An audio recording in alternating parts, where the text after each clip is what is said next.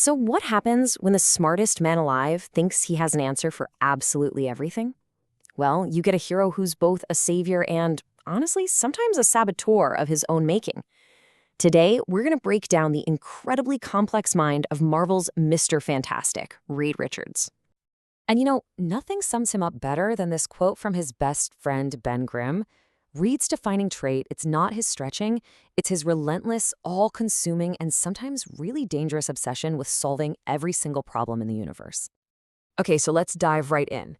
We're going to start with his unbelievable intellect, then get into his powers, take a look at his role in Marvel's first family, face the consequences of that genius, and then wrap up with his ultimate test, rebuilding all of reality.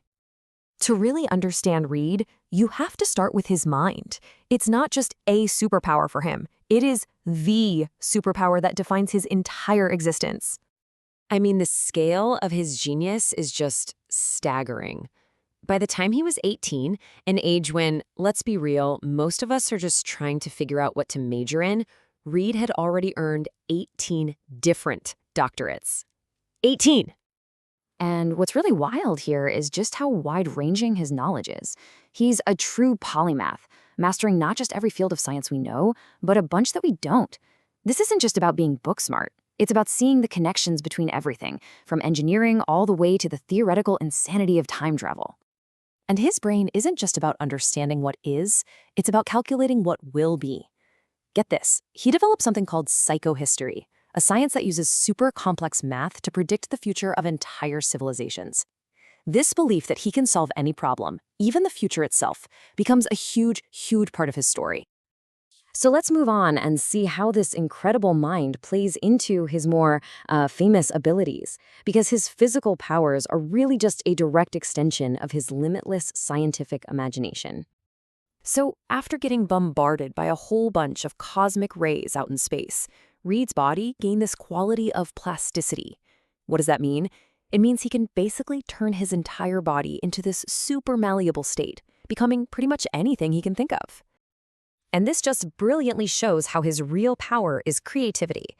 He can flow through the eye of a needle, absorb the force of a bomb by turning into a human cushion, or shape his hands into massive weapons. His physical body is limited only by his intellect. But for a man who understands these huge cosmic equations, his greatest challenge has always been the human one. His family, they are both his anchor and the source of his deepest conflicts. His relationship with Sue Storm, the Invisible Woman, is really the emotional heart of his life. They fall in love, they form a team, they have kids. But there's this constant tension.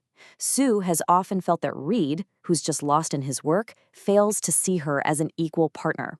And that's led to some really painful separations and, thankfully, some hard-won reunions. And that's really the core conflict, isn't it? As a leader, his cold logic saves the world. But as a husband and a father, that same logic often makes him seem distant, distracted. He can solve the mysteries of the universe, but struggles to connect with the people right there in the room with him.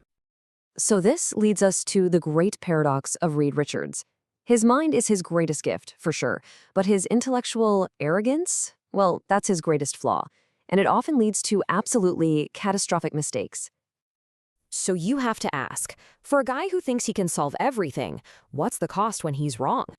The answer is devastating. I mean, his actions have directly led to the creation of his greatest rivals, ignited a civil war among his friends, and resulted in just immense personal loss.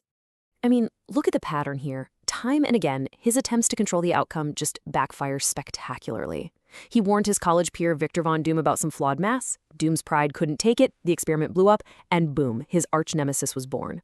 During Civil War, he used his own predictive science to justify a war between heroes, breaking his family apart because, well, the math said it was necessary.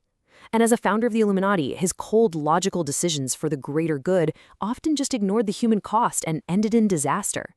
He sees all the variables, but he keeps missing the heart of the equation. But the ultimate measure of a hero is how they deal with their failures.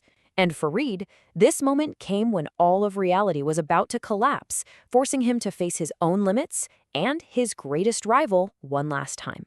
So during this huge event called Secret Wars, the entire multiverse just collapsed. It was gone. And Dr. Doom, he manages to seize the power of a god and create a new world from what was left. But in the end, Reed confronts him, not with a big fight, but with a simple, powerful admission. I could have done it better. And in that one moment of pure intellectual honesty, the power shifts. Reed gets the chance to prove it. But here's the most important part. He didn't do it alone. With the power of a god in his hands, he finally realized he couldn't fix everything by himself. It was with his son, Franklin, his daughter, Valeria, his whole family, that he started the ultimate act of creation, rebuilding the multiverse, one universe at a time. And in the end, the man who was once obsessed with controlling everything, with solving every single equation, he finally learned to let go. He went from fearing the end of things to embracing expansion and endurance. Reed Richards proves that true genius isn't just about finding the answers. It's about understanding that some things don't need to be solved.